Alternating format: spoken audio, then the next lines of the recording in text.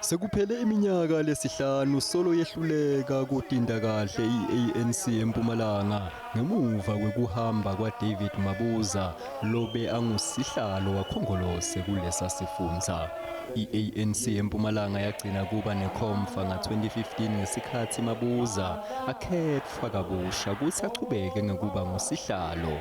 Likusasa-ke lalelisekela lamengameli we-ANC Mabuza ngemuva kwekhomfa yangasekupheleni kweminyaka losetulu leyame kulokutfonsisana kwetinhlangotsi letehlukene ngekhatsi ku-ANC kulesifundza. Mengameli Cyril Ramaphosa lokhutsata kuvana kumalunga alenhlangano kulindzeleke kutsi avakashele eMpumalanga ngemsombuluko. Nga-2017 kukhomfa yekukhetsa buholi eMpumalanga Kapa kwakhetfwa Oscar Mabuyane kutsi abe ngusihlalo. Mabuyane-ke bekasekela Ramaphosa kutsi abe ngumengameli we-ANC. Ngemuva kweminyaka lesihlanu, lobuholi balesa sifundza-ke buhlakatiwe kulandzela umbango emkhatsini kwaMabuyane nababalo Madikizela longumgcinimafa we-ANC eMpumalanga Kapa. Evikini lelengcile Ramaphosa bekavakashele kulesa sifundza. Ngekwesabela kungcinga etinkantolo i-ANC-ke seyikhetse kutsi kuhlakatwe buholi baletifundza letimbili. The current PEC of the ANC Eastern Cape Province was elected on the 29th September to the 1st of October 2017, and the PEC of the ANC in Mpumalanga Province was elected on the 13th to the 15th of December 2015. Accordingly, the terms of office of both PECs have expired.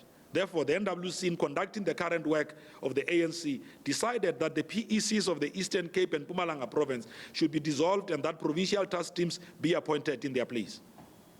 The provincial task teams will fulfill the functions of the PEC and will be responsible, amongst others, for ensuring that provincial conferences are held to elect provincial executive committees. Ikhomfa yekukhetsa buholi eMpumalanga itawucala ngalesihlanu evikini lelitako lapho Mandla Ndlovu atsemba khona kutsi utawutsatsa tindzaba tekuhola lesa sifundza. Ndlovu utawukhumbula phela kutsi bekangumabhalane wesifundza ngephansi kobuholi bamabuza. I-ANC eMpumalanga Kapa nayo yetsemba kutsi itawuba nekhomfa yekukhetsa buholi balesa sifundza ingakapheli lenyanga lesikuyo.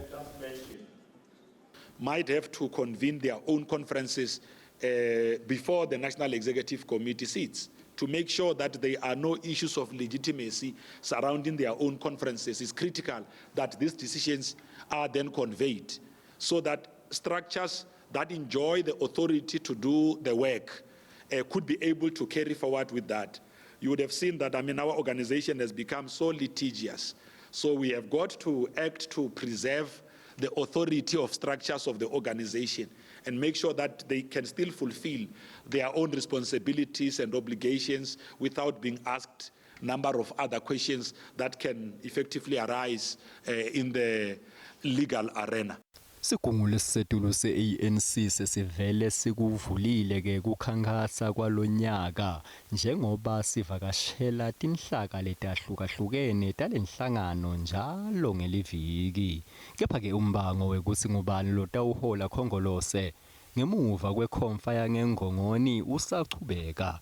Kantsi letinye-ke tigotsi sevele titsi Cyril Ramaphosa longumengameli walenhlangano akachubeke atsatse lihlandla lesibili.